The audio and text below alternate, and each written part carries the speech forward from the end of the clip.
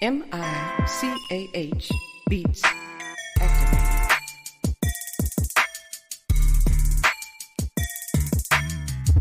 Welcome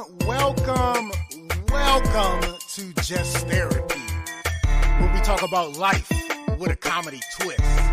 With your hosts, comedian Sean Boyd, Antonio Ferguson, and Miss KT. We talk about a whole bunch of shit from politics to people actually taking shits. So sit back, relax, and enjoy the therapy session. Man, this be dope.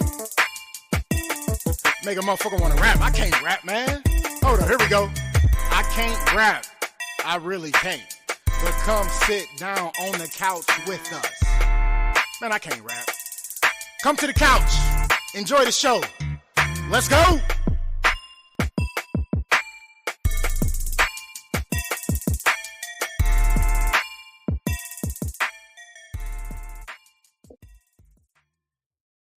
Just another day on the couch, talking about all the problems of today. Welcome back to another episode of Just Therapy. It is another beautiful Monday evening, y'all.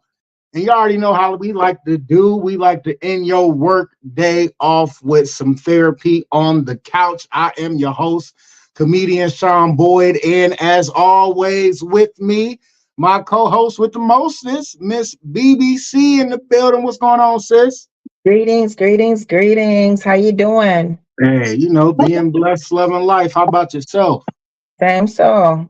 It's another beautiful day. Like last Monday, the sun is out. It was nice out. Just no eclipse today. So, but it's beautiful outside, There's still a lot of hope for the eclipse, though. Like people are still talking about it and still hyped up about it. So I love it, Nice. The energy. Yeah. Absolutely. Big shout out to last week's guest, of course. Sister T was in the building. Listen, man, that was a good episode. Make sure you check it out on Spotify or episode. Yeah, or rewatch it on the couch on Facebook under Just Therapy the Podcast or YouTube on Just Therapy the Podcast. Make sure you check that episode out. Sister T was dope. All right. So we got another good guest coming in the building. I am excited as always. Anytime I bring a guest on, I am super excited, which is every week. So you already know what it is. We got another good guest for you. We have, I know I'm going to butcher her name because I didn't get a chance to ask her how you to pronounce her name correctly. So I apologize when I butcher your name, but we have author Bracha Goetz in the building. Make some noise, y'all. Yes, it's almost impossible to get my name right. I know that. Totally. It's a very strange name. Okay, so it's going to be like this. Bracha, as if it was a K. Okay. And Goetz as if there was no O. How is that for confusing? Very confusing. Okay. So it's Bracha Goetz. Yeah, that's how it's pronounced. All right. Well, welcome to the show, Bracha Goetz. How you doing today? Really great. Thank God. Thank you. All right. There you go. Thanks for coming on the couch. We appreciate you. Yes, absolutely. Well, with no time to waste, you already know what we like to do. We like to get straight into business. So listen, you are an author of 42 plus or 42? Yeah, 42 children's books. Okay. And just one book for adults. That's my memoir, the story of my life, Nice. So let me ask you this. What got you into writing in general? I've been writing since I was a child. Are you doing the things now that you loved to do as a child? Yes. Yes. I realize you're not? No. Were you making jokes as a child? I mean, yeah, but I didn't love making jokes though. That's the thing. It wasn't like I wanted to be a comedian growing up. So it just kind of God blessed me and let me know I had a gift. So, I mean, besides, living life and trying to be positive with everybody. So I'm doing that part. Yeah. Okay, good. Okay, great. Yes. And were you, Miss BBC, were you into singing and music as a child? Yes, I used to dance and sing all the time. Yeah. Yeah, so I'm doing all the stuff like I play in the rain, I play in puddles, I do all kinds of things like color, a lot of stuff that I did when I was a kid. Yeah. Just stays attached to my innocence. Yes. If when you see children now, what they're spending their free time doing, that's where they're headed. That's where Mhm. their energy flows, you know? So yes, I love writing since I was a child, and I love children's books, and they're still my favorite kind of books. Even when Nice. always when I go to someone's house, I go right to their children's books. I love to read children's books. Yeah. Nice. And I got a stack of them because my daughter, she makes me read them. Her favorite book is Monster in the Closet. That's her Yeah, that's a good favorite book. book. That's Yeah. great. I used to like, Wonderful. my favorite book was Fudge. Every It was called Fudge. It was a little boy. I forget the author of the book, but he was just always in trouble. He was just like this little boy that just always did something. But he was Fudge Greatest Adventures, I think it was Yeah, called. that's great. Yeah, it makes a big impact. That's why I write children's books, because people don't realize you can get your message out into the world. You reach every age level when you write children's books, because the youngest children read it, and adults are reading it to the children, and grandparents are reading it, and even teenagers, they find the books laying around when no one's looking, they read it, so everybody gets the message. Yeah. And I write books that I wished I had as a child. That's been my goal, to write the books that I wanted to read. Nice. Yeah. Nice. Okay. So when did you write your first book? Since you started writing as a kid, when did you write your actual first book? My first book I wrote when I had a couple of little children, and they were behaving. They were in the playground. So I brought my notebook with me, and I started scribbling really fast. I wrote this story that I wanted to write for a long time. And I wasn't living in America. I put the papers in an envelope, no computer, nothing, didn't type it up. I mailed it to America, and 6 weeks later, I got back a letter that it was accepted. So I Oh, said, nice. oh my goodness, this is how you write children's books. Now I could do it. That was the beginning. Nice. That's how it happened. Nice. Go ahead, BBC. What was the name of the book? It was about mosquitoes. You see, I hate mosquitoes. I hate mosquitoes. It's like one of the things I really hate. So this book was, it was all about just about annoying mosquitoes, and how you can overcome being annoyed all the time and stuff like. It was like a whole thing. But anyway, they liked it, and it got published. And after that, I would say it's not my favorite book, but my books have gotten better since then.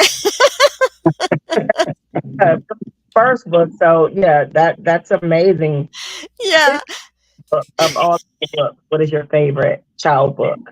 Oh, of all books or my books? My favorite book? She wrote. Oh, that I wrote. Well, the newest book is Don't Read This Book. This book took me 30 years to write. Oh, wow. Yes. I had the idea for this book 30 years ago. I had the title. I had most of the book written, but it had a really scary feel to it.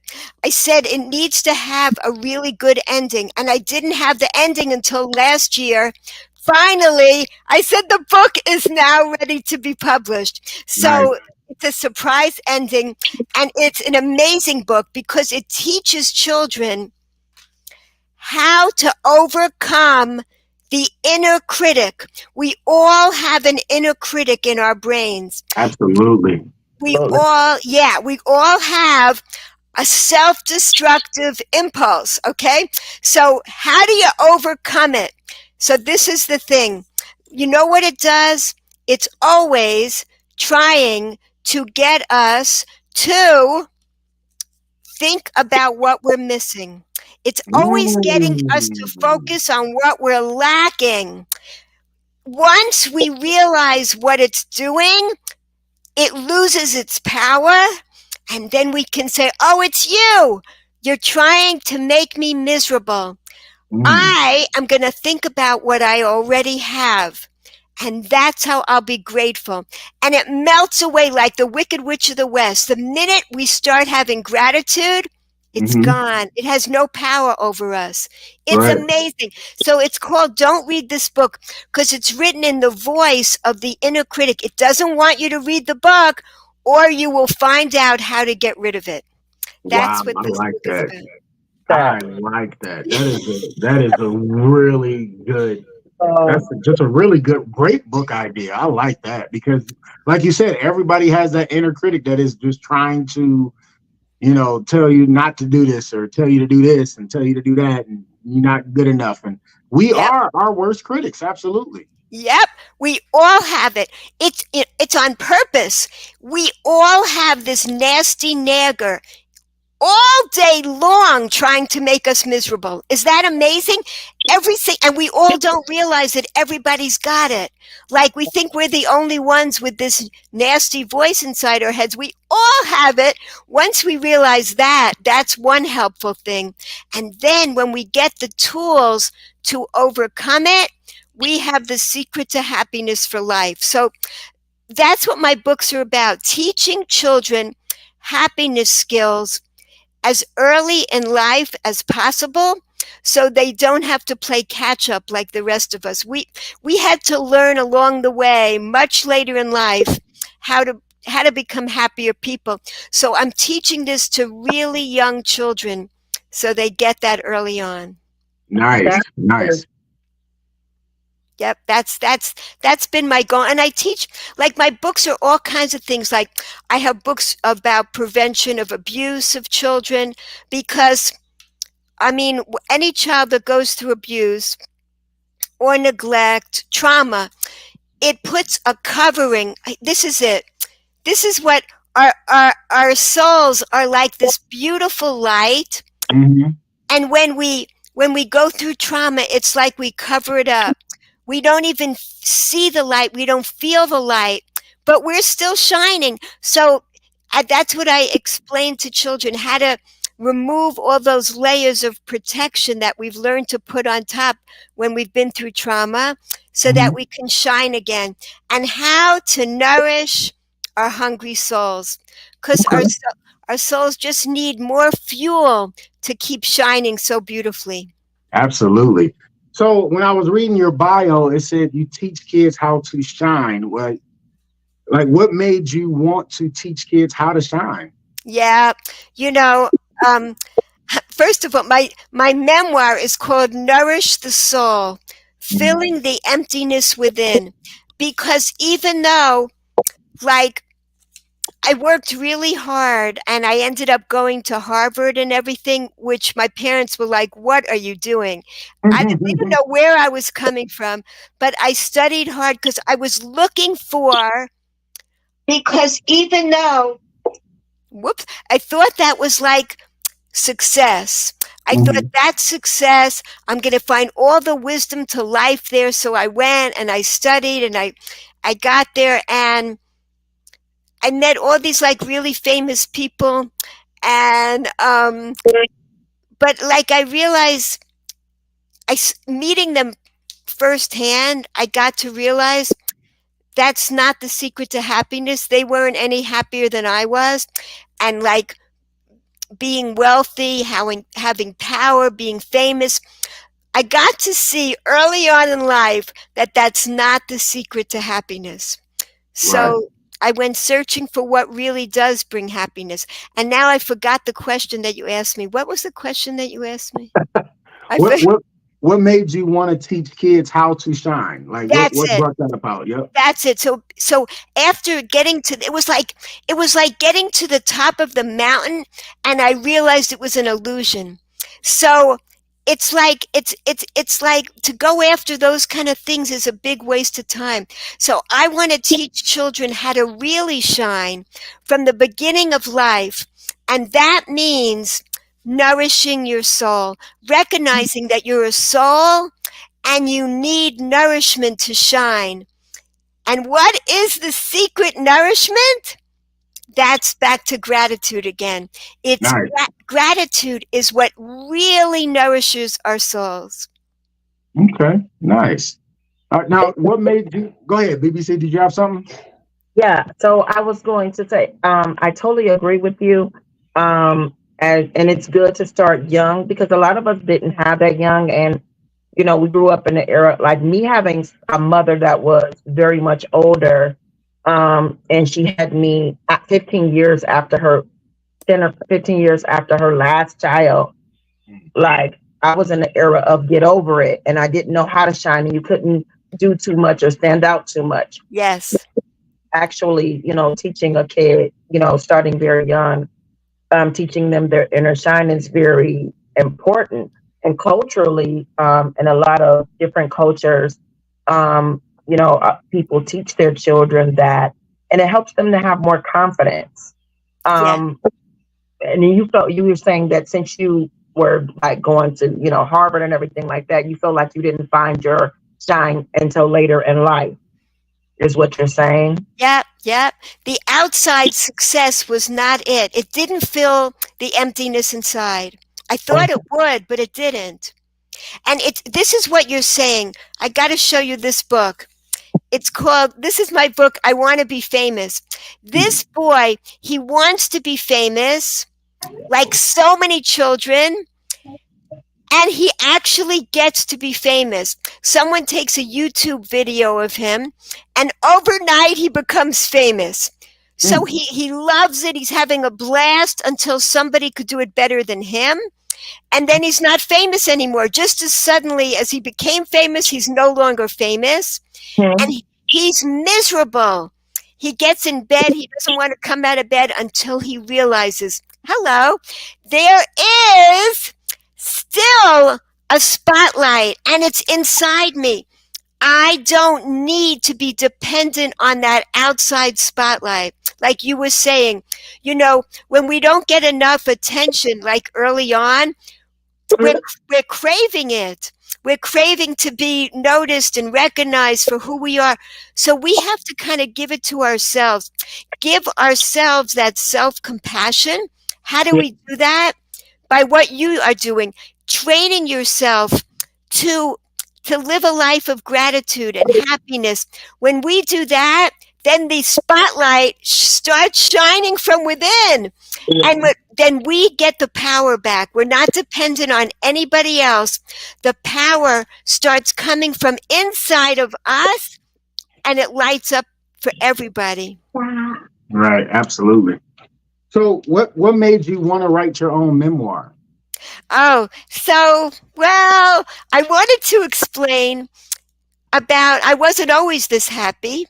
I went through hard times in my life, even though I went through problems with addictions, and addictions come from the hole, trying to fill that hole, desperately trying to fill it with physical things, but it's not a physical hole. It's a spiritual hole.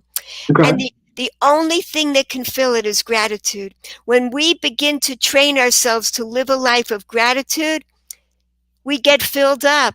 And that emptiness it's not a painful, desperate emptiness anymore. Okay. So Nice. That's it. My memoir is the story of developing addictions and healing from addictions. And I didn't write it. I compiled it from my actual diaries and journals and letters. And then I filled in the missing pieces. So you actually go with me on the journey. Because at the very end of putting this book together is when I realized how I was able to heal. Actually, from putting the book together, I was able to understand my life better. Nice. So how long did it take you to actually write the memoir Ooh, and get it published and put it out? that also took many years because I started it many years ago and I only got it published like a few years ago. So it was a whole process, and I'm really grateful. And now it was republished. It actually had a different name. It was now republished, and yeah, it's doing real. It's like the most popular book. Well, no, some of my children's books, hundreds of thousands of books are sold. Like especially the books about abuse, they're really popular. But this is, I guess, it seems to be very popular on Amazon. So Okay. yeah, it seems like the most. So that's selling a lot. Nice. Nice. Yeah. Okay. So go ahead. Go ahead. I was gonna say, with you were talking about your sobriety. Um, do you feel like, how long was your sobriety? The first question is, how long have you been in a sobriety submission? Oh my gosh, over 40 years now. Blessings, blessings. Yes, yeah, yeah, yeah. And you Yeah. feel like sobriety helped you through, like you're writing the books, like you said, you like to go to the children's books. Do you feel like they also through helped you through the process? Exactly. And just learning more and more through the years. Also, the more you practice gratitude, the easier it becomes. I describe it like if you ever traveled on a road with a car that had never been traveled on, it's very gravelly and hard to drive. But once you get the grooves in the road, it gets easier and easier. So we are creating nerve pathways. The more we experience gratitude, the easier it is to keep experiencing it because we've created those pathways in our brain so that it's no longer such a struggle to be grateful. So actually, the more we practice it, the easier it becomes. Mm, yeah.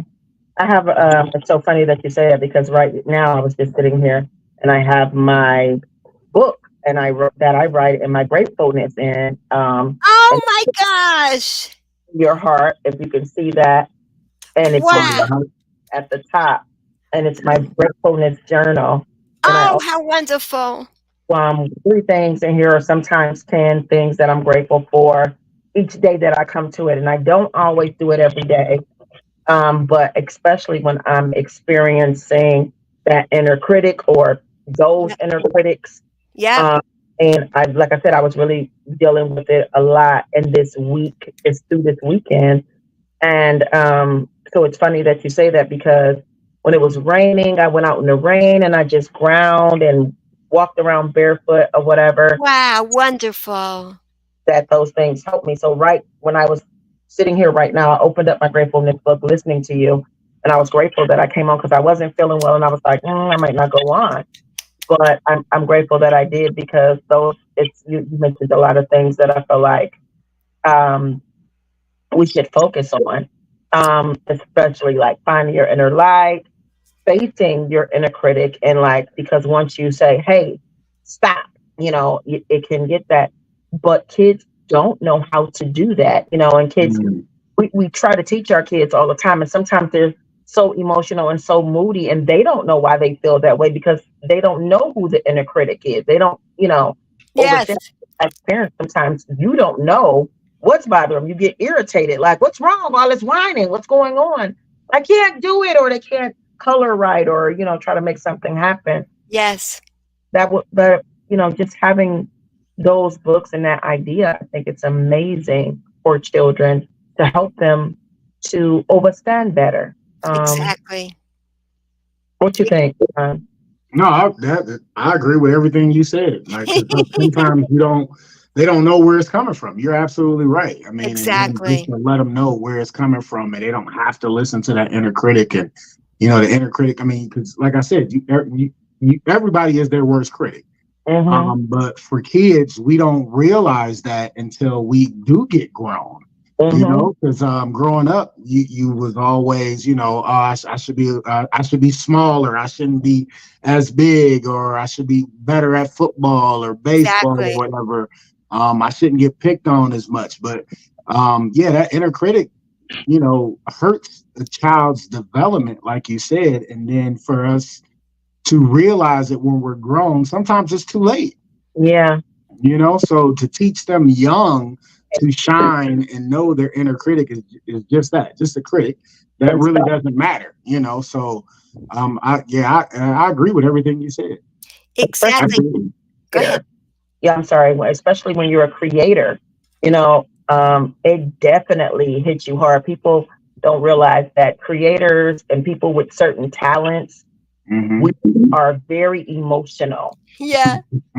because of that inner critic. But it starts from when we were younger, being picked with, being told we can't do something, Hmm. or being judged for it, even from mother, father, siblings, or whatever. And then that becomes a part of your, just the doubt, or everything like that. So um, I love that. I love that. Yeah. Absolutely. We it's universal. People feel unworthy.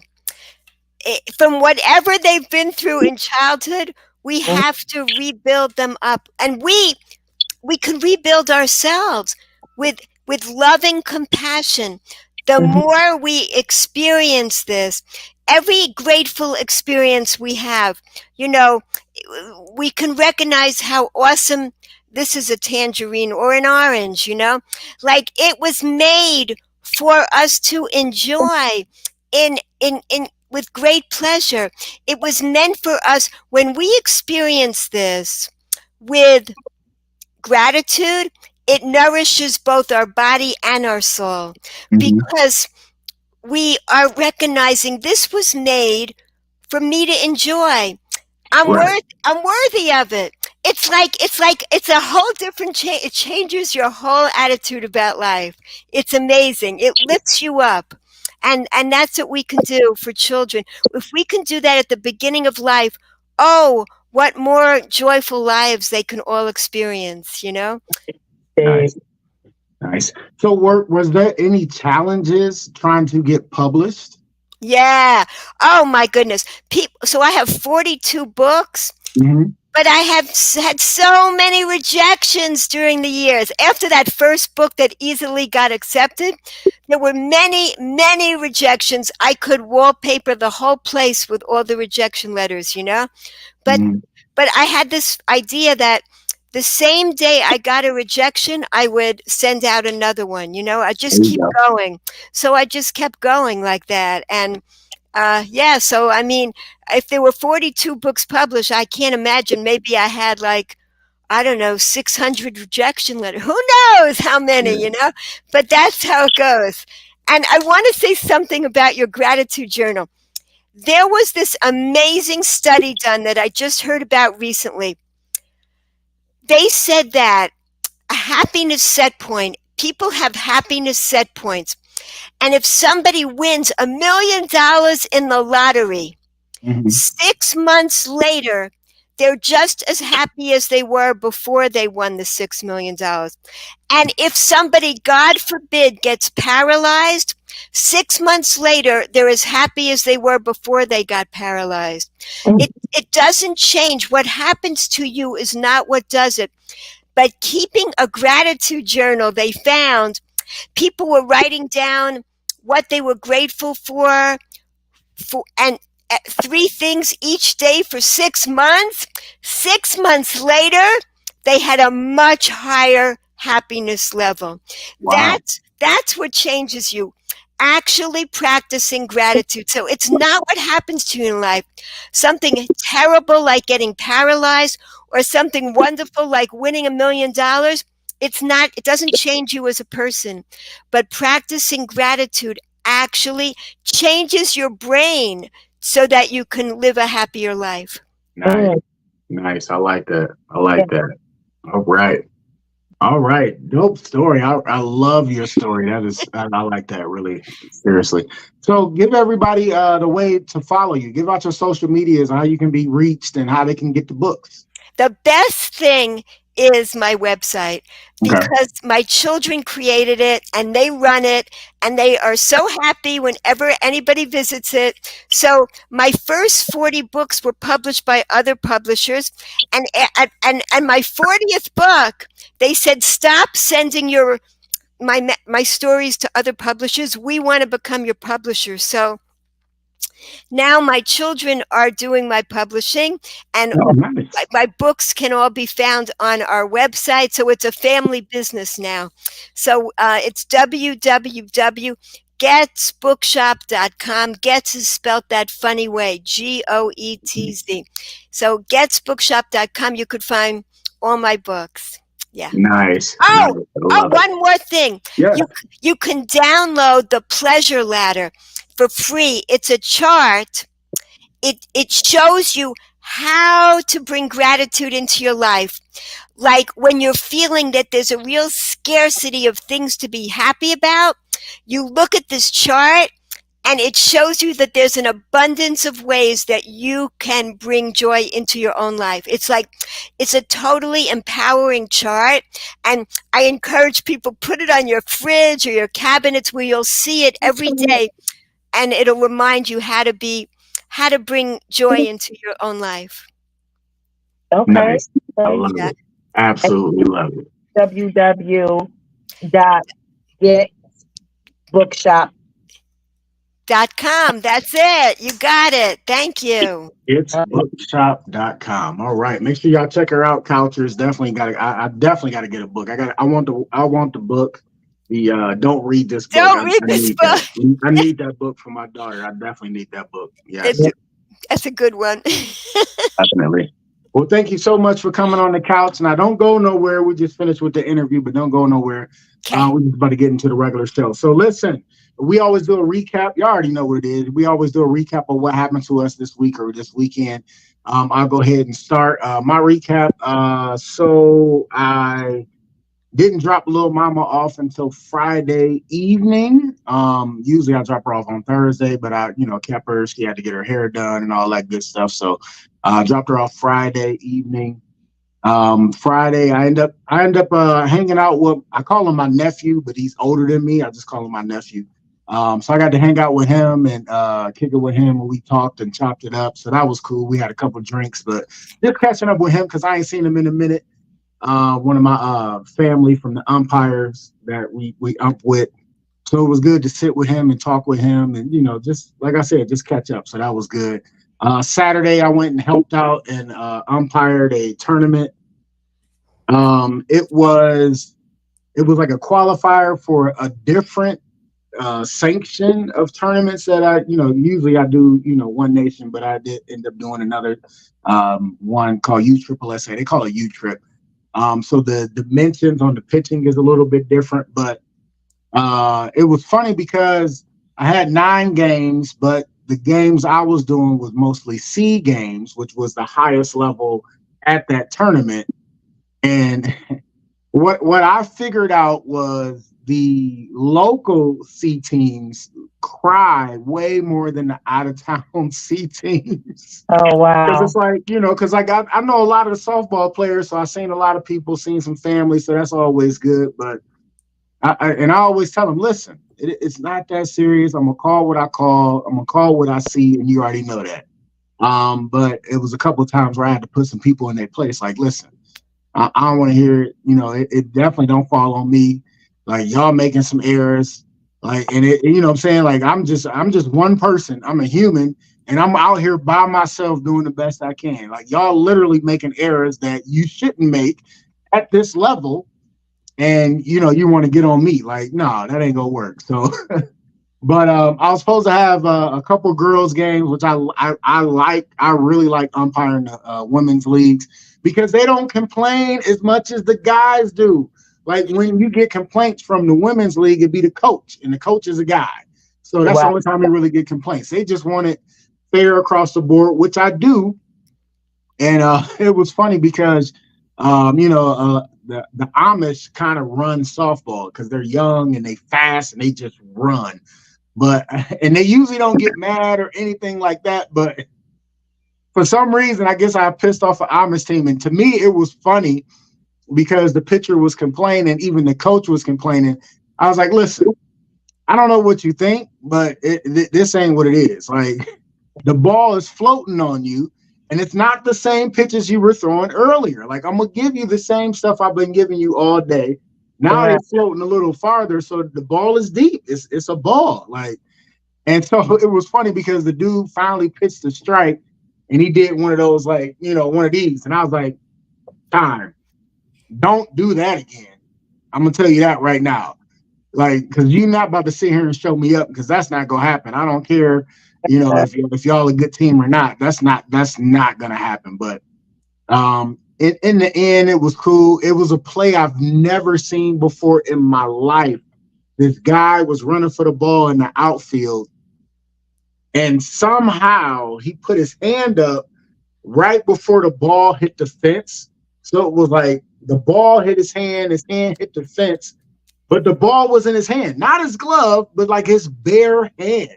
And I'm looking at it and I'm like, did I just see that? So I called it an out. And everybody like, how is that possible? It hit the fence and then bounced off. I'm like, I definitely didn't see that. I seen him put his hand up, hand hit the fence hit the fence hit the hand at the exact same time. So I called him out. Like, either way, like, I mean, I call what I see, so it is what it is. But I was so over that day. Oh my God. So over that day. One of the dudes cussed at me, and my rule at the beginning is don't cuss at me, period, because this ain't gonna happen. It's the only warning. So he cussed at me, and I was like, you gone. Then he kept cussing, and I was like, listen, you're not about to keep cussing at me. I'm a grown man just like you are. You go stop, because we can go to the parking lot and talk if you really want to. But we all playing a girls' game. You're not about to get that upset. Like, it's not that serious. So, well, and period. But sports get people so riled up. Like, and I get it because I'm very competitive. But enough is enough. Once I tell you don't do something, and then you do it, you gone. You know what I'm saying? Like, take the consequences. You got to go. Like, but you're not about to keep cussing at me like you want to fight. Like, that's just not what's gonna happen. So I was like, hey, that ain't what it is. So I mean, I'm gonna tell you like this, like, I'm been done. And the time limit was 60 minutes. I set my timer for 53 minutes. So I cut them short 7 minutes because I know how seed games work. They play defense, then they don't. They play defense, then they don't. So every game extended the time limit because they're good teams. So I'm trying to like keep the field going. We end up being so far behind. I only got to do one women's game and did all C games, which I really didn't want to do because they complain so much. And then, hung out with my girls Saturday night. We watched UFC 300. The fights I saw were amazing, but that whole card was amazing. And I'm mad that I missed like literally all the card because I was at the fields. And then yesterday, I went and what? Okay, give me a second. Sorry, my co-host is trying to like bombard me. So this Saturday, I got a text message that one of my best friend's mom was in the hospital because she had an aneurysm, and that's all I knew. And so I'm immediately praying, texting people to pray, and all that stuff. And then come to find out it didn't burst. So that was the great news, because once an aneurysm busts, it's kind of downhill quickly from that. So we went to go see her in the hospital yesterday. She was in good spirits. She was alert, talking, and she had a procedure this morning and everything went good. So by the grace of God, she is healing. So that was pretty much my weekend. So, yeah. So, Miss BBC, you want to give your recap real quick? Yeah. I was just blah this weekend. I went out and Ubered on Friday morning. I did a couple of hours. Then I was like, you know what? I'm going to just go in the house because I'm feeling so blah. So, and I'll come back this evening, which I usually don't do the evenings, as you know. I don't like driving on weekends at all, but I don't like doing nights. because I'm so afraid I'm gonna pick up intoxicated people and they're gonna like hurl in my car or something, and I don't want that. But I end up going out, and I got this lady actually. Well, Friday morning I had this lady, and she was just like, as soon as she got in my car, she was full of emotion, and I'm like, nope, I'm already feeling like blah, I don't want it. And then she like, I see her, and I'm like, I even turn my mirror up because I don't even want to look at her, because I know as soon as I say, "Are you okay?" it's gonna dive on me, and I'm already feeling emotional. Right. She's with her son, and she was like, "How you doing?" And I'm like, "I'm amazing." And I always say that because I like to speak it into existence. Like when I'm down, I still say that I'm amazing, unless I'm too far deep. So I was like, I feel amazing. And then, of course, when somebody say, "How you doing?" I feel good. How about you? It comes naturally. And as soon as I did it, I was like, "Amazing. How about you?" And I was like, and as soon as I said, "How about you?" she was like, and she just burst into this massive cry. And I'm like, oh no. So I could feel all this hurt. I could feel all this pain or whatever. But it wasn't just a cry. It was a mother's cry. And she lost a kid. I know that say I already know. So I'm in my spirit and I know. So her son, he holding her hand because they're coming from the doctor. So I get to her street and I just stop the car and I turn around and I just started to like chant with her and just say, whatever it is, this is what it is, whatever. Like my son got murdered. Boom. I'm like, I knew it. She's going through that. She had a stroke after that. She can't not live that day. She's been living that same day of getting the call over and over again. Right. She was mad at herself, basically saying she wished she would have told him, stay in, don't go, this and that and the other. And, and people keep telling her to, oh, just put it in God's hands. And I was like, well, I'm not going to tell you that because it's already in God's hands. God already knows what we're going through. God is in. So I was like, cry, let it out, And she was just like, my daughter about to lose her kids. My husband left me after my stroke. It was just like boom, boom, boom, boom, boom. And I was just like, let me tell you something. You gotta find something for you to, help you through your healing. Go to therapy. I'm like, I went to yoga, and I'm telling her about my yoga class and my instructor. It was just a whole lot. But so Uber is now texting me, are you okay? You've been stopped for a long period of time. Oh my goodness. Wow. If you don't answer within 3 minutes, we're sending the police. Or something. Wow. So you have to hurry up and push the button and say, I'm okay. Right. Like holding her and trying to console her. The son gets out the car.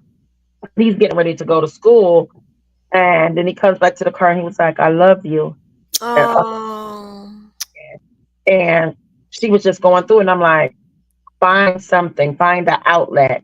I'm like, don't sit up in this house, you know what I'm saying, or whatever like that. I know you had to take your son to the doctor, but like, you have to find an outlet, something to help you through your healing. And it ain't going to happen tomorrow, it ain't going to happen this, but you diving in to help other people while you're trying to heal, it's not helping you, especially when it backfire on you or they And by the time she got out my car, she felt better. Wow. That's good. So that ride was meant for you. Yeah, that's what I said, because I was literally ready to go home, but it shut me down. So I literally spent most of Saturday and Sunday in the bed the whole day. Yeah, but every ride I got through the weekend, it was somebody like, I hate life. I don't want to be here no more, or whatever like that. And I'm like, nope, this is not what you about to do. I hate people. Nope, you don't hate people because that's a reflection to yourself. So I felt like those were lessons for me also, because I do, down on myself or whatever. But at the same time, I needed to speak life into people, which is what I believe my calling is. And that's what I do. Absolutely. So, like, Sunday, I ain't go out at all. I was like, I ain't doing it. Wow. No more. Yeah, you had to take a self day.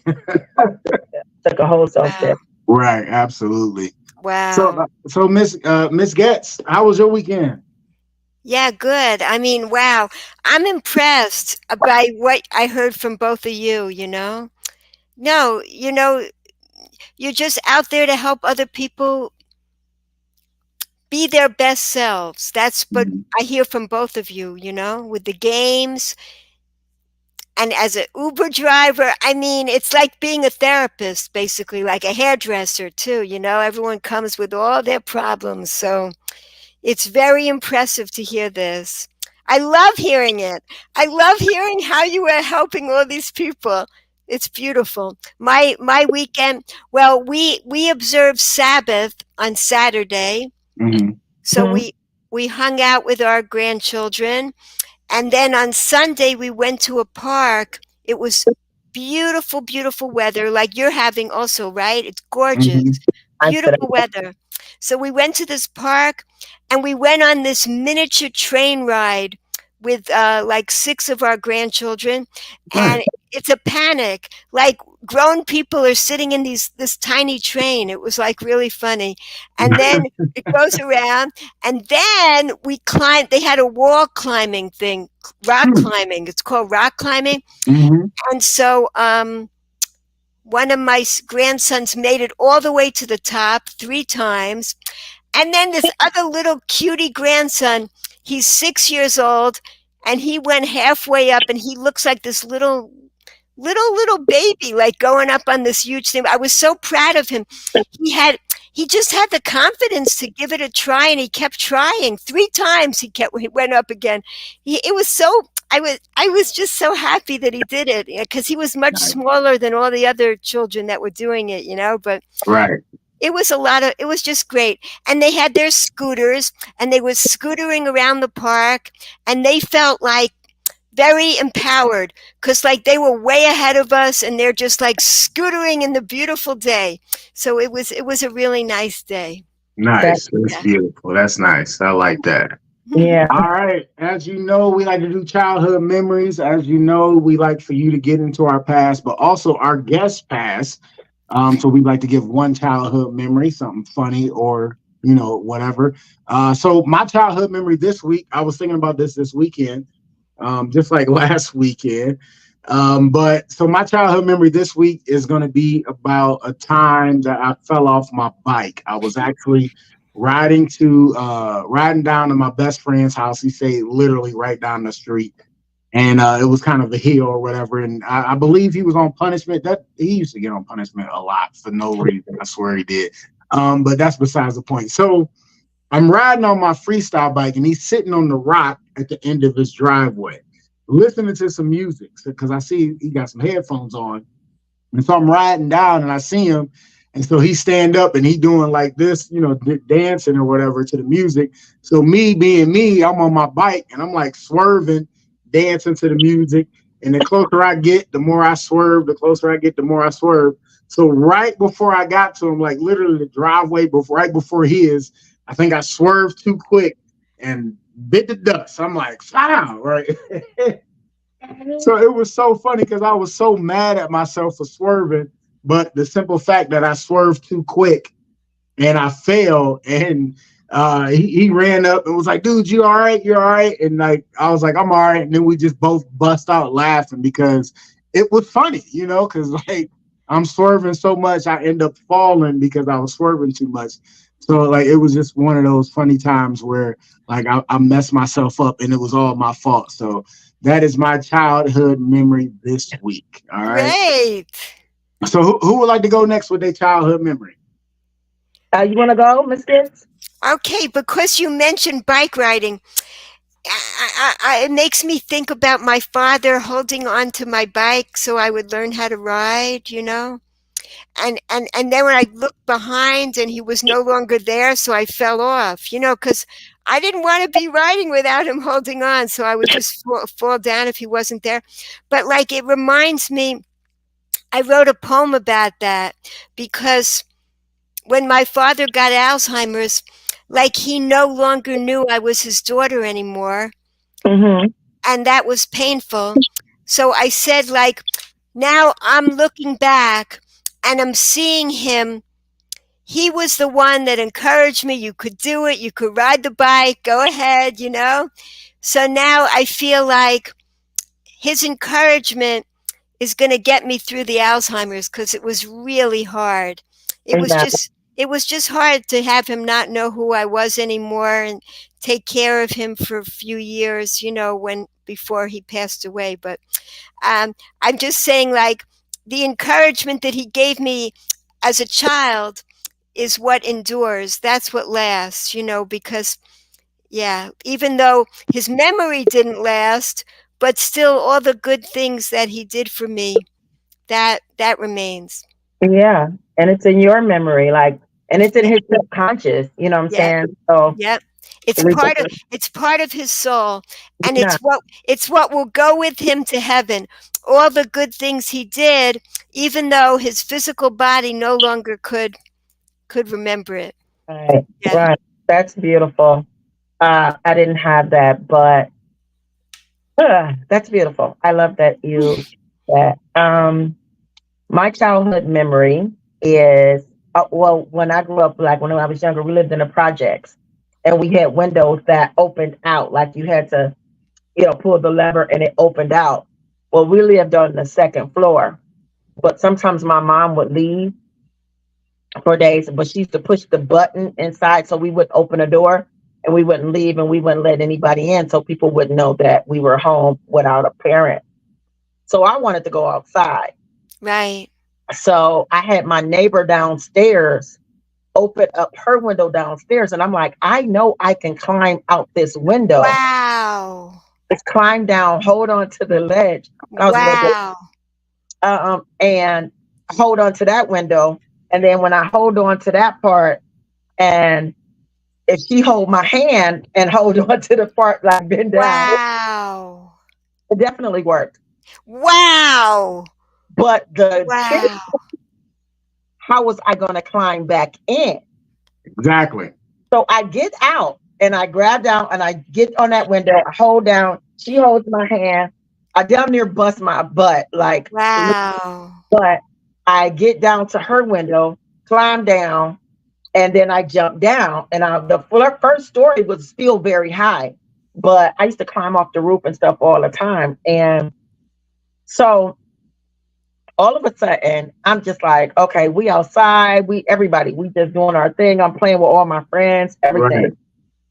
But then I couldn't get back in. I couldn't climb back, Wow.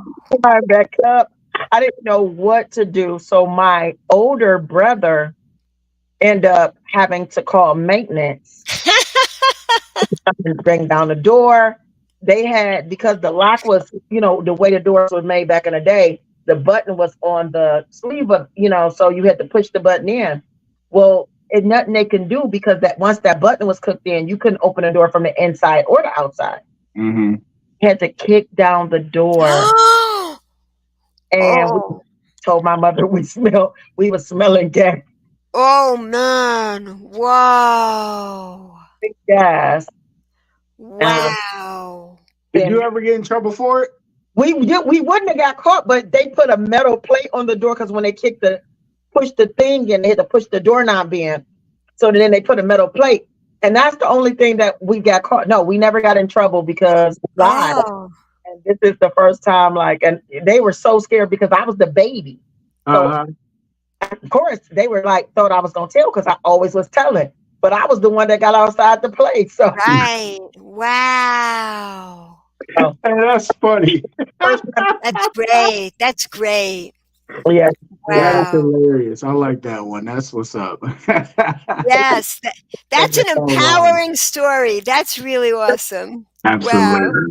All right, let's get to one of our favorite subjects on the couch: flowers while they're still here. We like to give people flowers while they're still here. Instead of being conditioned like so many of us are, to give people flowers while they're dead and gone. So we like to give people flowers while they're still alive so they can smell those roses. So my flowers this week has to go to my dude's mom, Mama Luke. So I met her the same time I met, my one best friend who ended up being my best man in my last wedding. Okay, come here. So So I gave them their nicknames. His was J Luke because his last name was Lucas. So I gave him his nickname, J Luke. And of course, we had to give his mom the same nickname, Mama Luke. And she has always been so cool, so down to earth. And just she's always showed me love, like how was her actual son, and she was introducing me yesterday to her nurse or whatever, and she was like, you have you met my son? She was talking about Jason, and then he was like, yeah, I met him yesterday. And she was like, well, this is my other son. And she was like, he does comedy too, like just telling, like a proud mom would do. So it was dope. She's always been, in my corner, always been a cheerleader for me. And I appreciate that, especially after losing my parents. She's always been there, always been a cheerleader. Just been so cool, so down to earth. And I remember one time when, so this one, her dad was still alive, my dude's grandfather. My dude had a Mustang. It was like an 82 Mustang. It was orange and it was nice, right? But it needed some work. So it was sat in the driveway. So us being us, we would sit in the car and smoke while she was in the house and then go in the house after we smoked, which still to me to this day, like that was the dumbest shit ever. Cause like we sitting there hotboxing the car. So we coming in smelling just like weed. And like they can't smell it. So regardless, the fact was like his grandfather had looked at the car, right? And something happened where the door fell off the hinges, but they put it back up and closed the door. So of course we was already high coming to the car, and we went to open the door and the door fell off. So we thought we broke the door, and we trying to fix it and figure it out, and we go inside and they straight faced act like they didn't know what was going on, like they didn't break the door or nothing. So we like mama, so somehow I think we pulled the door too hard, and it was like, what you do, you messed up the car door, how y'all gonna mess up the car door to the Mustang, blah blah blah. And then she started laughing, and we were like, man, you set us up. And she laughed her ass off. It was so funny. So like just her being cool and setting that prank, because like they already knew what happened, but just for her being so cool and still being here. And I thank God that she's still here. So I have to give her roses. Mama Luke, you definitely deserve your roses for everything you've done for us. So definitely well deserved. Give her flowers. Hey, all right. All right, who would like to give flowers next? I will go. I want to give my flowers to KT and her grandmother. Her grandmother's in the hospital. I know that's like her best person, her best friend, like the closest person that I've ever known her to be. Absolutely. And I know that she's going through a lot right now. So my flowers go to both of them, wishing healing and recovery for her grandmother, and just, sending love and fierce hugs out to her family. Absolutely. Flowers well deserved. Yeah, we all know how she feel about her grandmother. Like you can't do nothing wrong. Like she be about her grandmother actually a little bit more than she be about her mama. So like her grandmother is definitely her world. You already know I've been in contact with her every day. So like for when she told me what was going on, I started praying. So and got the prayer warriors involved. So definitely kudos to both of them. They both definitely deserve big flowers because her grandmother cool as shit. I met her a bunch of times. She always cool, cracking jokes and everything. So definitely well deserved. Absolutely. Yeah. All right, Miss Goetz, who would you like to give your flowers to today? Oh, I'll give it to my 6-year-old grandson because he just kept trying. He didn't care. He couldn't get up as high as the other boys, but he was happy to just keep trying. And that's it. I appreciate that. He wasn't embarrassed to keep trying, even knowing he couldn't get up as high as everybody else. Yeah. Absolutely. I like that. Flowers well deserved. Well deserved. All right. All right, so I think this will be a great time to take our one and only sponsor break to pay some bills. Y'all know what it is. More Just Therapy, more Miss Goetz on the podcast, on the couch. You already know who I am, and I'm taking you to break, baby.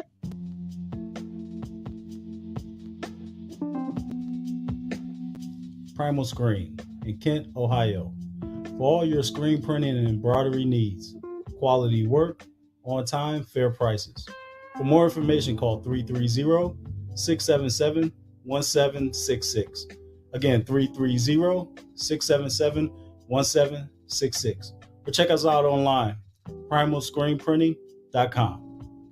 If you mention a podcast, you get 5% off. Peace.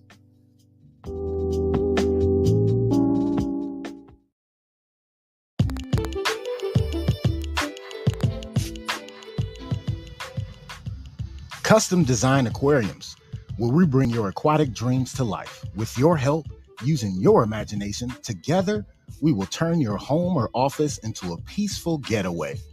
For a free consultation, call 330-475-5181 or contact us by email at customdesignaqua@gmail.com. Once again, that is customdesignaqua@gmail.com.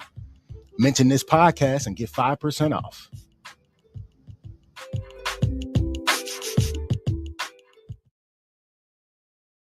You already know what it is. Y'all know how I do every week because I love me some pizza and I got the best place for you. Twisted Tomato Pizzeria. They got 3 locations and 1 on the way. Their first location is at 1909 Bailey Road, Cuyahoga Falls. Their phone number is 330-928-2222. Their second location is in downtown Akron, across the street from Rubber Duck Stadium. Their address is 325 South Main Street, Akron. Phone number is 330-849-5707. And the newest location, but it's about 4 or 5 months old, actually, probably a little older than that now. But that location is at 3031 Graham Road, Stowe, Ohio. Their phone number is 330-673-9410. Best thing I love about the downtown location has to be the beer wall. Listen, they got 36 glorious taps of wine, ale, IPAs, whatever you can think of is on this wall. And I like to call it the Dave and Buster's of beer, because you go in there, you put money on the card, you walk up to the tap with the card, put the card next to the tap, and you pour as much beer or wine as your heart desires. I mean, it's just so good. When it hits your lips, it's just so good. But please drink responsibly. Another thing I love about Twisted Tomato Pizzeria is that they cater to your taste buds. And everybody always asks me, what do you mean by that? Exactly what I said. They cater to your taste buds. Anything you order, specialty or non-specialty, they make sure your order is 100% correct.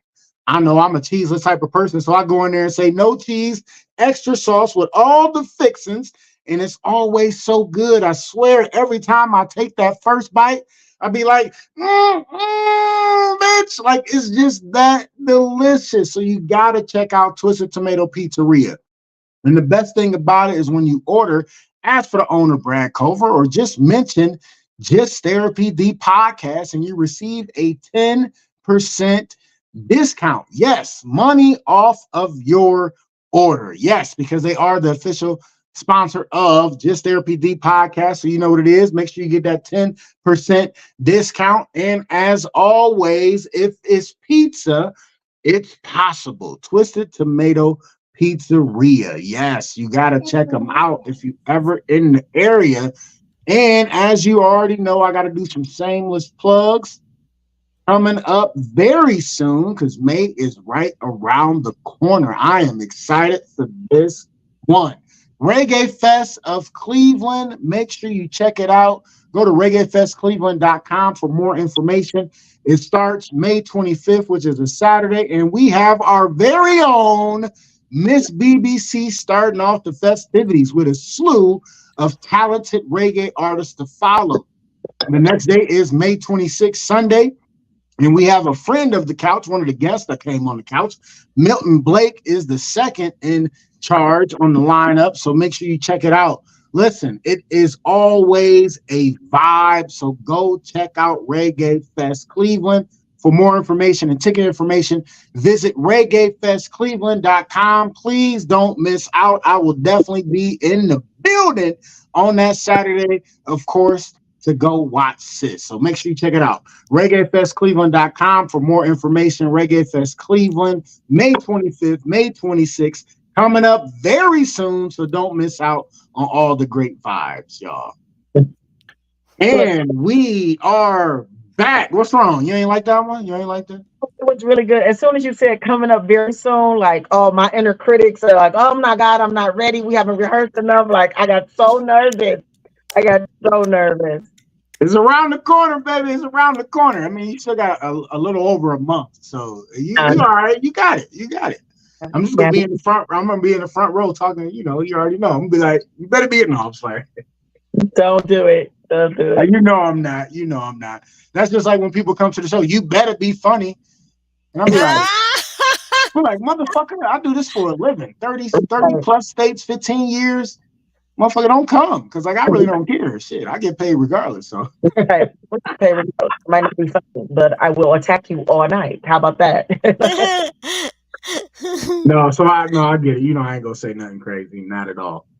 All right, let's get back into the regular scheduled programming this week. Listen, our first topic on the docket is, we talked about this a little while ago. In Virginia, the mother was charged for the 6-year-old who shot his teacher. You remember that, Miss BBC? Did you freeze on me? Yes. Okay, you remember that. Yes. So I have an update because, huh? Can you hear me? Yeah, I hear you now. You remember that story, right?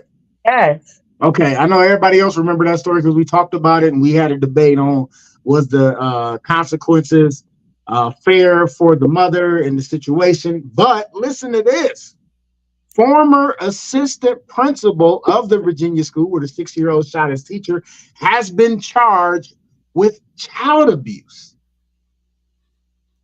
Ebony Parker was indicted by a grand jury on charges related to the day of the shooting last year at Rich Neck Elementary in Newport News, court records show. All right. Former principal, where the 6-year-old last year was indicted on child abuse charges. Ebony Parker faces 8 counts related to the day of the shooting, according to the online docket, each of which carries a maximum sentence of 5 years in prison. A warrant has been issued for her arrest. The docket shows court records filed in Newport News Circuit Court was unsealed Tuesday, about a month after a grand jury filed the charges. NBC News could not immediately obtain a copy of the indictment of the charges. The Newport News Commonwealth Authorities Office did not immediately respond Tuesday to the request for comment. A Newport News public school spokesperson said the district does not have a statement. It was not immediately known whether Parker had legal representation and she could not be reached for comment. The shooting of a first grade teacher on January 6, 23 raised concerns about potential security failures at Rich Neck Elementary School, the district said. Authorities say Zwerner was intentionally shot by one of her students, but escorted her panicked class to safety. A bullet ripped through her left hand, rupturing bones before it lodged into her upper chest, leaving behind fragments. 3 months after the shooting, she filed a $40 million lawsuit against the school district, alleging that administrators failed to listen to multiple warnings from staff members and students that the child had a handgun. Parker resigned in the wake of the suit. Lawyers of Zwerner welcomed additional charges Tuesday. These charges are very serious and underscore the failure of the school district to act to prevent the tragic shooting of Abby, attorney said. And the school board continues to deny their responsibility to Abby. And this indictment is just another brick in the wall of mounting failures and gross negligence in their case.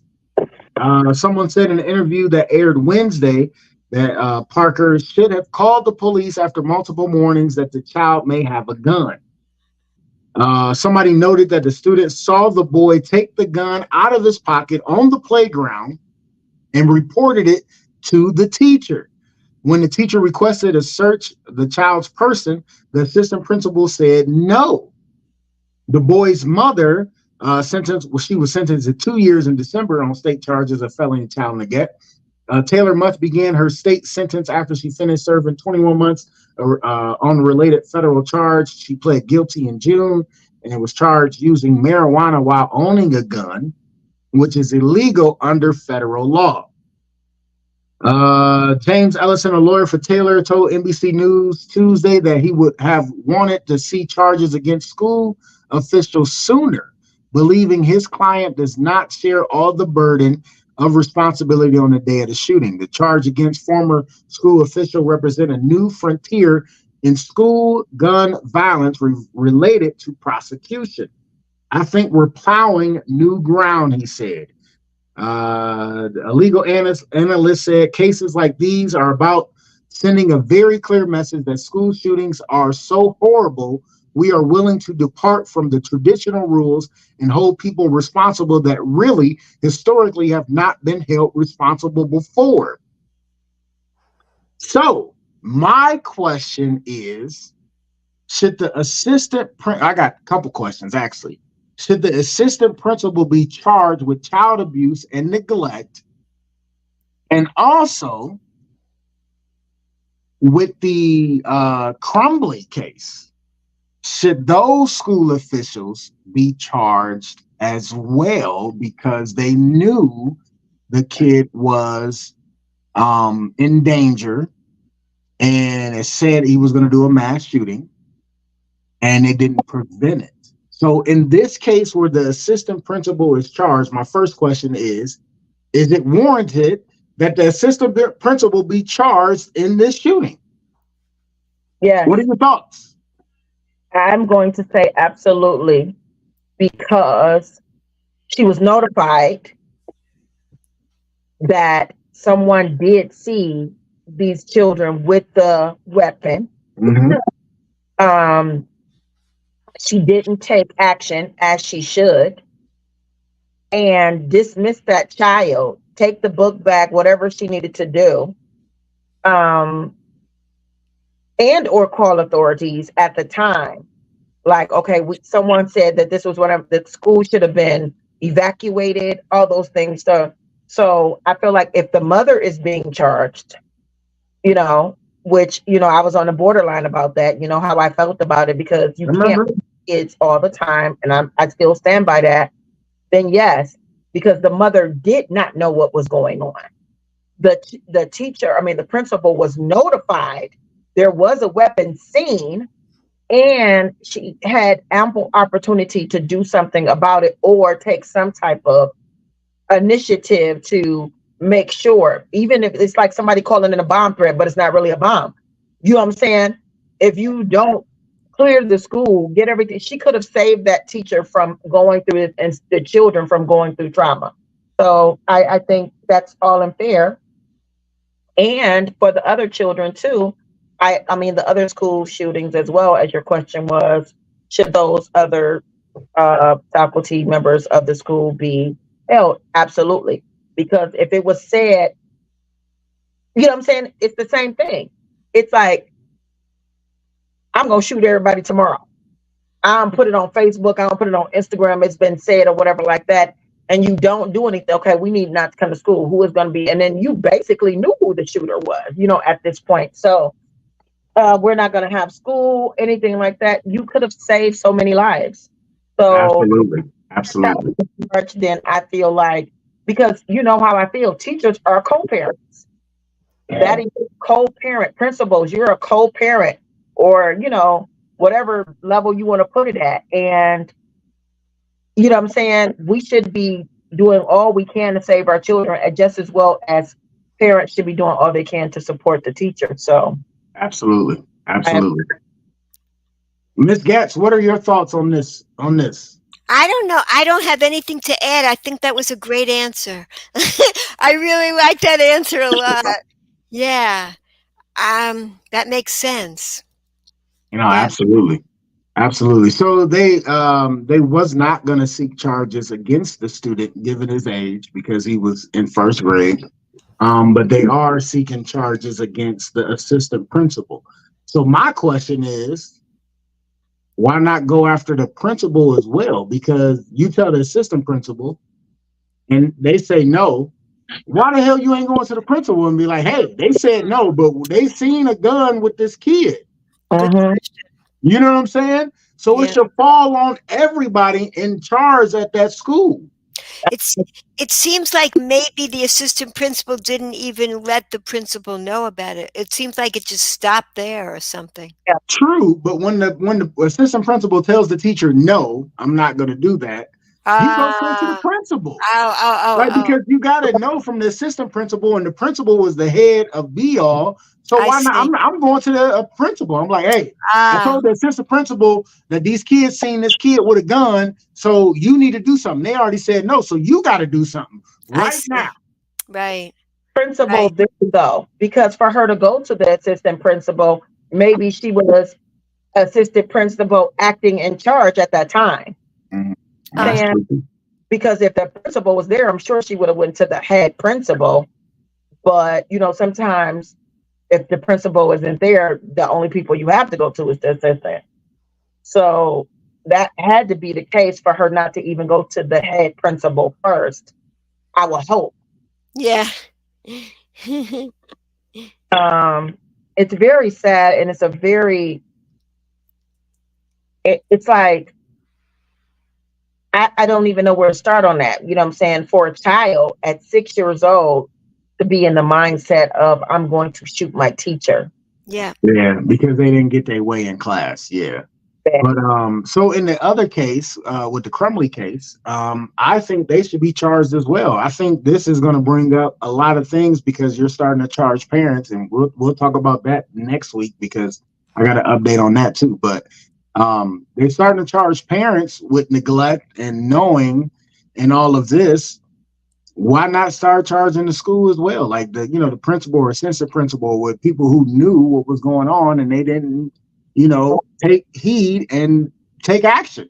Yeah. Because I've been to a school where I pulled up to the school and I'm like, wait, this parking lot is very empty. What the hell is going on? And then later on find out that it was a fake bomb threat. So they canceled Oh, school wow. for that day because they wanted to make sure everybody was safe. Wow. So they canceled school, and we found out later, but after we were already at the school to do what we do, but they canceled school. So they took action. They was like, we not, prank or not, we taking this serious, and none of our kids are going to school, period. Right. Like, Right. so I think this is bringing new precedents to a It lot of these is. cases with the school shootings because the parents is going to get charged. The person that did it is going to get charged. If they're of age, they're going to get charged, the parents. And then the school district or the principals or whoever knew where they could have prevented this from happening to save other lives. So I think this is a good thing. Maybe this way there will be less school shootings because we already know America has the most school shootings. We don't hear about other school shootings abroad at all because we have the worst and the smartest, the smallest, and the insignificant gun laws in our country because the right to bear arms, which I agree is the right to bear arms, but we need tighter gun laws so things like this don't happen in school shootings. Very good. So, I think it's time to start holding other people liable besides the damn shooter. Shit, because 9 times out of 10, well, not 9 times out of 10, we'll say 5 out of 10, most of the shooters, either take their own life or, get suicide by cop. But that's why I say 5 out of 10, because a lot of them, they get put in handcuffs and taken to Burger King so they can have their last meal and then, get processed. But that's true, and it's bad. That's a topic for another day, I guess. Absolutely. Absolutely. Oh man, it's just I can't. I appreciate that um, they are taking more effect, because I think that this will help. Because, I feel like a lot of schools, and I've even seen it on TV where, or even movies where, and this is, I believe this is true. I've even heard people say, I don't want, I don't want people thinking our school, like, oh, we don't want to cause a panic for our school, and you're trying to hold this image or whatever like that. So I'm really glad that they are putting that effort into holding the school, the principal, the district, accountable now, because Absolutely, this absolutely. the parent, if it's just a parent alone, and especially, she didn't know, and they knew, but everybody should be held accountable, even the 6-year-old, in some way. I feel like should be held accountable, because if you had the mindset to enough to think that something needs to happen. I'm not saying put them in jail, or, I mean, I don't know if they got baby jail or whatever like that.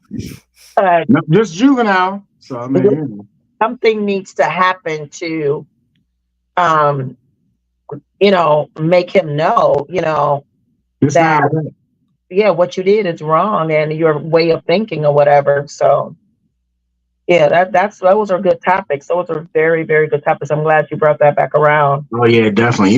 As soon as I get an update, I'm bringing it back. You already know how we do it. Miss Goetz, any final words on that case or anything? I'm very glad you're discussing it. It's a great point, and it shows a change is happening. That accountability is becoming more serious and being taken more seriously. Yeah. Absolutely. Absolutely.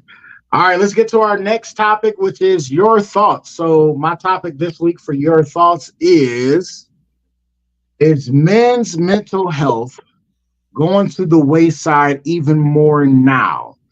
For the simple fact, when a man opens up to their significant other or their, female counterpart, and the female uses it later against them in an argument. Oh, So is men's mental health going to the wayside, and is it right for a female to use that against that male?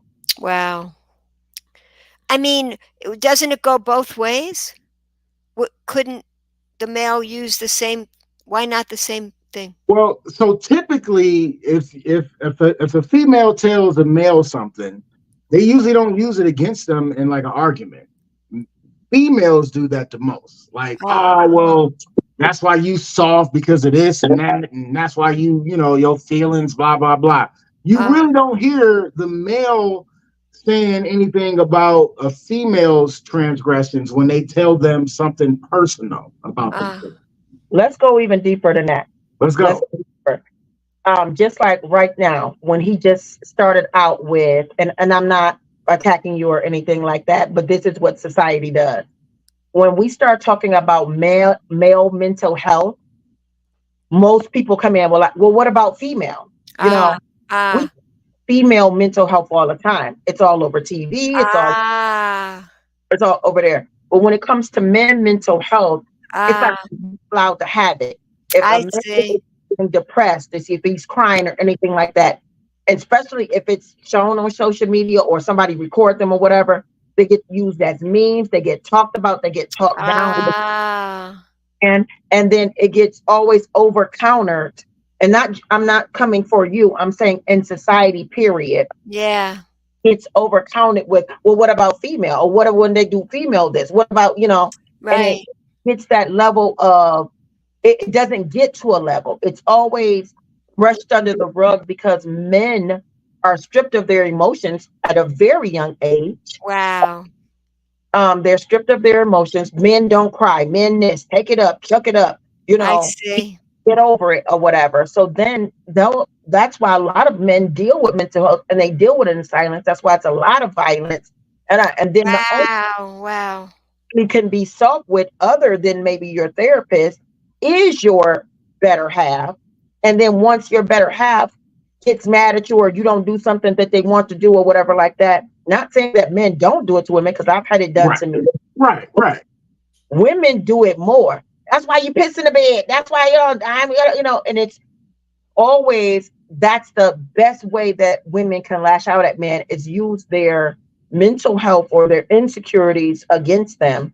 It happens more definitely from women than it does for males, and it minimizes males' mental health and depression and everything like that.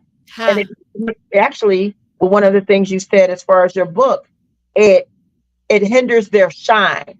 More males have problem with upliftment and finding their shine than women.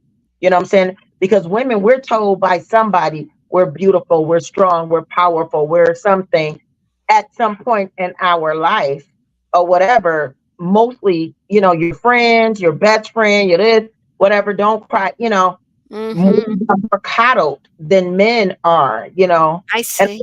these days or whatever like that. But yeah, I think it is. I'm sorry. I go deep sometimes, but I like to explain. No, we needed it. We needed that because that's a great point. Because like you said, like you're not, coming from Miss Goetz or anything, but it is always, well, what about women? Don't the men do it that way too? But so, because like this was a topic I heard on one of the morning shows, I think morning show or maybe afternoon show that I heard, and I was like, I got to bring this to the couch because a lot of people talk about it where the significant other or the female in the group, they tell them they deep dark secrets and let them know, hey, this is how I've been feeling, such and such, but then when they don't like something you do, they bring it up and use it against you. Yeah. It immediately shuts the man down, so they will never open up to a female ever again. Wow. Let alone a therapist. So if it's a female therapist, they not go open up because they're gonna be like, well, the last person that I told that was a female used it against me to make me feel even worse than I already felt. So it's like, I've done it. I've done it to a male before, and I mean, like years ago, and I never forget because I couldn't beat him. And it was like, that was my only get back. And now looking back, like right now, because I'm an advocate for the masculine energy, because I feel like sometimes they don't get to be heard as male, as men, because, you'll look weak. You might look like a sucker. You look like a punk, or you being a crybaby or whatever. And so when I think about it, and I always am very honest about it, like I did it in front of cops, in front of his whole neighborhood, like just blah, like literally. And, I've forgiven myself for it, of course. But those are one of the things that made me feel guilty, other than some parenting things that I did. And I was like, and I forgave myself for it. And I asked him to forgive me too, years later or whatever. And he did. And I really appreciated it. And he was like, I was just in a very angry space when I, at that time in my life where, but I never will ever do that again to anybody. Once I really learned and understood about male mental health, because I was, we slight men for that. And we really don't take time to understand that. And a lot of men are not heard. They're listened, they're barely listened to, So I always try to make my surroundings a safe space for my masculine energy to share whatever. And that's important to me. Nice. So this is very interesting. Very interesting to me. What you're saying is men don't get like the compassion and the support that women get. Right. They don't. No, not at all. Especially in most cultures, different cultures, No, because women give it to each other and men don't give that to each other. I hear what you're saying. Yeah. Yeah, absolutely. So what's your thoughts after hearing the other side of it, Ms. Goetz? What do you think? That's what I'm thinking. Women naturally support other women, like they'll build them back up again when they've been hit down. But I don't think men do that. Men generally don't even talk about their feelings, so they don't really get the support that they need. That's what I just learned right now from you guys, both of you. Hmm. Hmm. Oh, I'm glad. Nice, nice. But yeah, I think it's a real issue because the simple fact, we I don't know why, but like it's almost like ingrained in us when we were kids, but we Right, don't lift each other up enough. That's why right. I'm a big advocate, for my family, and we're lifting my brothers up. You know what I'm saying? That's why we do, a mental health check-in with each other once a month, just to Wow. check in with each other so we can be open and honest with each other and talk about what we got going on and offer suggestions. Because I mean, no one's going to listen to actual advice. You just give suggestions. You can take them or you not.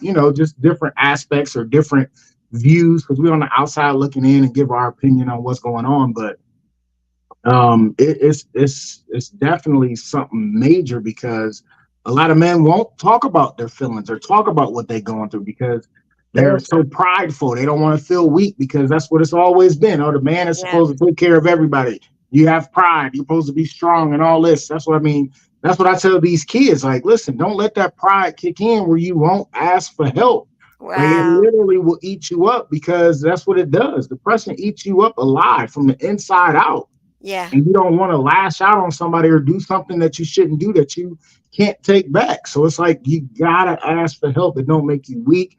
And it's not funny, but it's coincidence that you said the exact same words, Miss BBC, that I'll be telling these kids. It don't make you weak. It don't make you no punk, no lame, no sucker.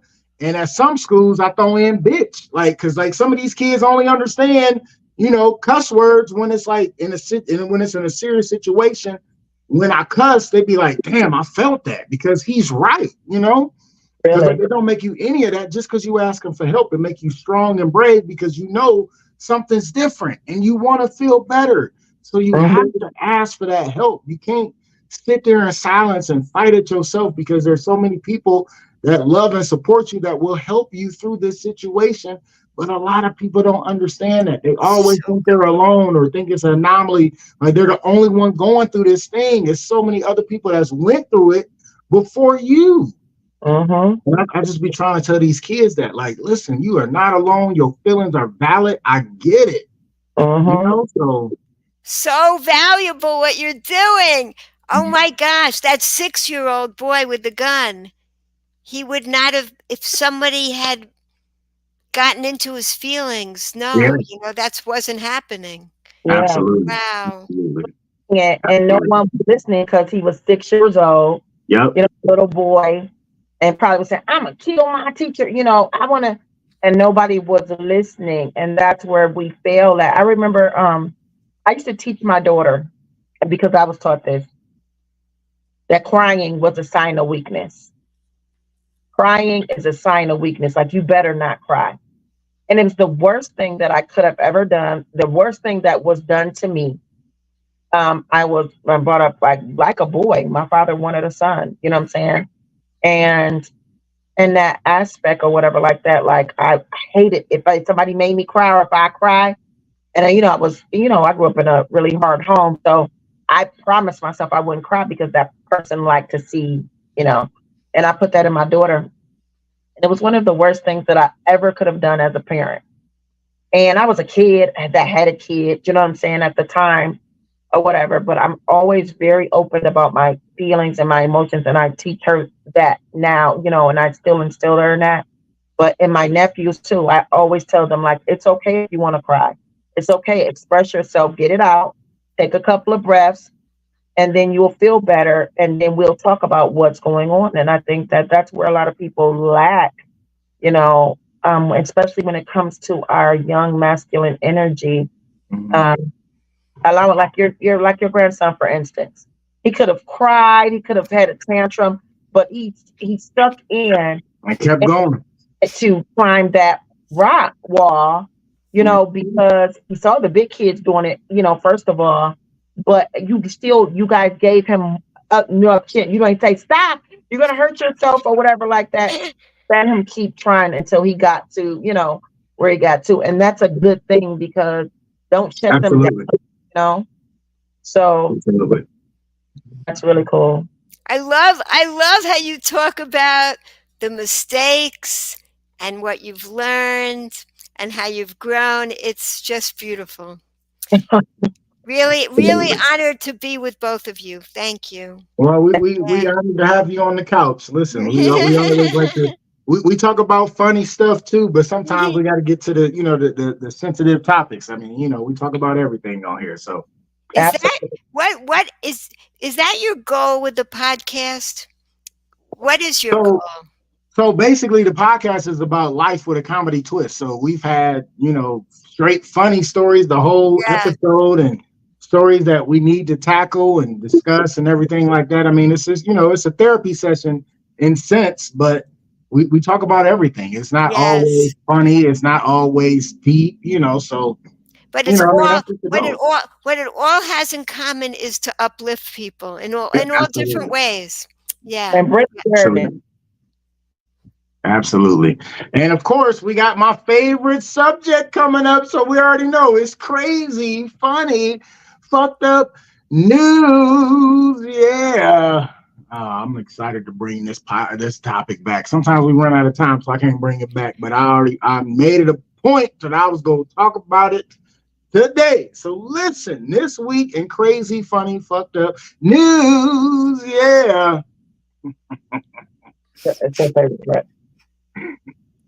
I'm starting to laugh already because it's hilarious. So, Mexican TV accidentally shows man's testicles during solar eclipse coverage.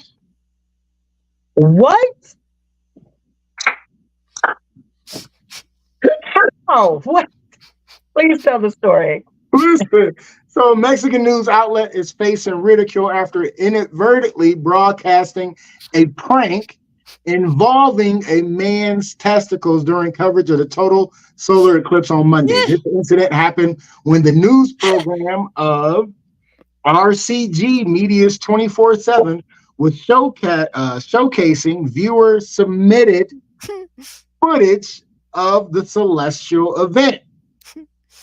During the solar eclipse show, clips displayed on the screen unexpectedly showed a man obscuring the sun with his testicles, the New York Post reported.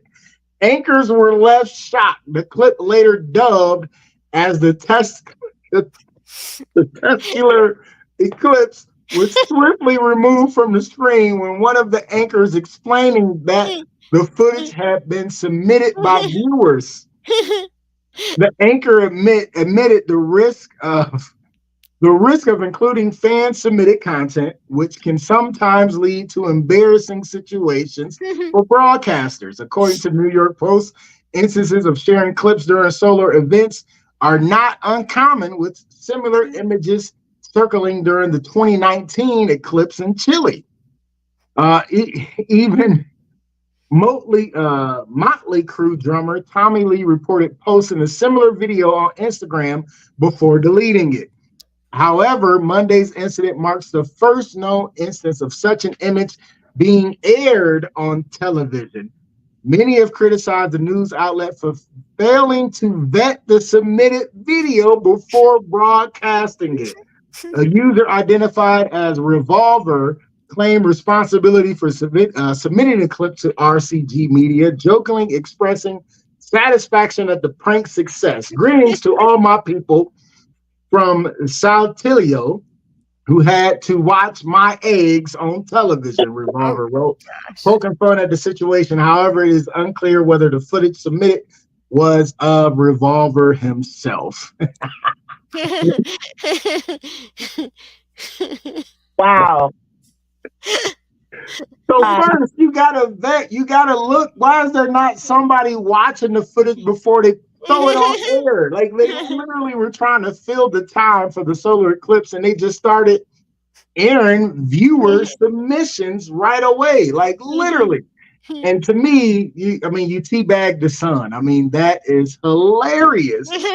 just for the simple fact he teabagged the sun. And That's one of for those. them to show it on TV was even the best. Like they scrubbed everything. So there's no, because like if they had video still up there, I would have played the video, but the video is gone. But to me, that is hilarious. That is hilarious and terrible. Somebody needed to lose their job that day because should have definitely went through those videos. You should even you can get an intern to do it. Right. And yeah, that was Oh my goodness.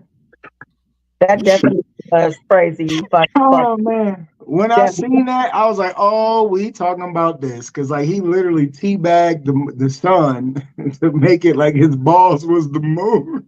Oh wow.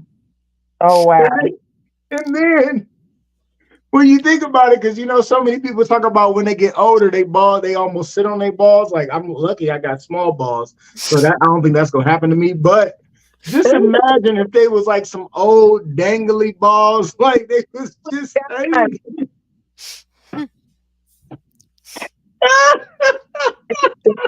I agree with that. Yeah, I'm glad that they scrubbed it. Go upstairs. That they scrubbed it. I'm not, because I wanted to see the video. I wanted to show the video because that to me that would have been hilarious. Because like you already know balls is wrinkled, so you got like this wrinkle. On all social media platforms, people making memes out of it, everything. I don't want to see that. I don't want to deal with it. Don't ruin my eclipse. I don't want it. They already had memes of a nipple on the eclipse, so why not the balls? Like, these two wrinkly just things hanging and stuff like that. So you'd have seen the wrinkles around the sun. No, don't ruin my eclipse. Don't do that. Nipple thing though. I didn't see it. Did you see it, Ms. Goetz? No, I never heard about this till now. No, what you're talking about now. I mean, I'm so sorry. Me. This is my first time hearing about any of it. Like, social media is just like, it ruins everything. Whoever did that is such a jerk. But oh gosh, I mean, kudos to them for getting it through. Because like they, of course, they like, oh, they ain't even gonna show this on TV because they go vet it. They go look at the footage before they actually put it on live TV. And lo and behold, my balls made the news, y'all. it was a clever joke, that's for sure. Yeah. Yo, I saw the video because they were probably waiting for it. They were hoping. Oh shit! Oh, that's hilarious. That is so funny. And it was probably They said it was both balls, not just one ball. So, so when they be like, who? They be like, who got the eclipse? D who? Yeah, that. I can't even get it out. It's too funny. The person that took the time to do it and everything like that is, oh my jeez. You gotta hold your camera like if your balls is here, right? You gotta like hold the camera at an angle to get your balls and the eclipse at the same time. That's what I'm saying. They like really just like I can't. That is terrible. But funny. I mean, where they shaved their hairy, because then you got like hairs hanging out from the side. Because you ruin everything. Like people are so over sexualized and they ruin everything. Like, what if kids were watching the news? Like, you know what I'm saying? Some kids seen some balls over the sun that day. Yeah, they really did. They just ruined it. And got kids like probably watching the TV and they peering out the room like, hi, hey mom, there's on TV. Like, oh my goodness. But just think about it. Like Northeast Ohio, like all these schools, they canceled school for that Monday for the eclipse. Like that's how big it was in our area. But imagine the other schools that didn't get canceled that are not in Northeast Ohio or in a different state where they like, oh, this state has the best, the 100% of the view of the eclipse. let's watch this channel in Mexico, right? And they watching, and next thing you know, balls. Crazy. That's crazy. But they people, it's just like the streakers go on the baseball field. Oh gosh. The history or something. So I guess they wanted to go down the history. They're gonna Oh man, that is so funny to me. Oh my gosh, that is so hilarious to me. Oh my gosh, that's funny. I love it. I love it. Absolutely. And that's your this week's crazy, funny, fucked up news. Yeah. That's hands down my favorite topic on the show. Because I always find some funny, crazy shit. It'd be so hilarious to me. I can never stop laughing because that's so funny. Oh my gosh. Oh my gosh. All right, Miss Goetz, thank you so much for coming to the couch. I'm sorry. Happy to be here. Yeah. Somehow I think guys would enjoy that joke more than, I don't know. I think so too. Right. You're absolutely correct. Absolutely. Because I'm almost in tears. Almost like there are tears coming out the crack of your. Oh my gosh. Let me get my composure. Okay. All right, Miss Goetz, thank you so much for coming to the couch. We loved your story. Absolutely loved your story. Please tell the couchers how they can get your books, how they can find you. One more time, please. All right. www.getzbookshop.com. Thank you so much. You can't imagine how much I've loved being with both of you. I just gained a lot from both of your wisdom and your insights and everything that you do, and all the joy that you spread in every different kind of way. Yes, I got a lot from you today for myself. Actually, not even as a parent or anything. Like, I really took a lot in. So I thank you so very much. Thank you. Absolutely. Definitely pleasure having you on the show. Definitely interesting story. I'm definitely picking up that book. Do not read this book. I got to. I got to. All right. And download that chart. It's amazing about the pleasure ladder. All different ways. Abundance of ways to bring joy into your life at every moment. Whenever you're feeling down, that's it. Absolutely. Absolutely. They waving at you. You go wave. Hi. You're adorable. I see your light shining from within. Beautiful person. Yeah. All right, and it's that time. Y'all know how we end the show with the close. Something you can ponder on. So the next time you see us live on Facebook or YouTube on the Just Therapy D podcast, or hear us next day, something to hold you over for the week. Your clothes, something you can ponder on until the next time. So this week, your ponder on. This week, I'm gonna read the quote, and Miss Goetz, you can break it down in your own words and tell us what you think it means, and we'll get up out of here. All right, you ready? Yeah. All right, here we go. Just breathe. You'll never live this moment again. Yes. One more time. Just breathe. You'll never live this moment again. Go ahead and break this down for us, and we'll get up out of here. That's it. You know, any minute that you spend being grateful is a moment that you're not spending being miserable. Every moment counts. That's how you make up your life. You fill it with moments. Yeah. So that's it. Just breathe. Be grateful that you're breathing. You know, when the pandemic came, overnight we realized what we take for granted. Breathing even. We began to be grateful that we could breathe. Let's remember that. And every moment is something valuable, and we can make it a grateful moment. We can. Absolutely. I like it. I love it. I love it. Absolutely. Ms. Goetz, thank you so much again for coming to the couch. We definitely appreciate you so much. I really do. Thank you. I appreciate you. Bye-bye. It's BBC. Go ahead. What you got to say before we get up out of here? Oh, okay. If no one has told you today, I love you, I believe in you, and I want you to win. Beautiful. And Beautiful. always know you can. There's one thing you can never get back is time, and we want to thank you for spending your time on the couch with us. So listen, we'll see you next week, God willing. Peace. We'll talk to y'all next week, God willing. We out. Yeah.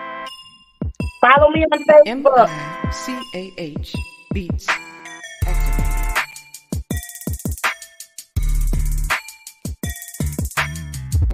Welcome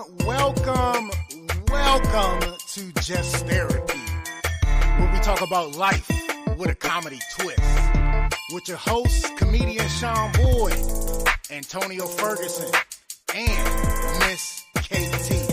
We talk about a whole bunch of shit from politics to people actually taking shits. So sit back, relax, and enjoy the therapy session. Man, this be dope. Make a motherfucker want to rap. I can't rap, man. Hold on, here we go. I can't rap. I really can't. But come sit down on the couch with us. Man, I can't rap. Come to the couch. Enjoy the show. Let's go.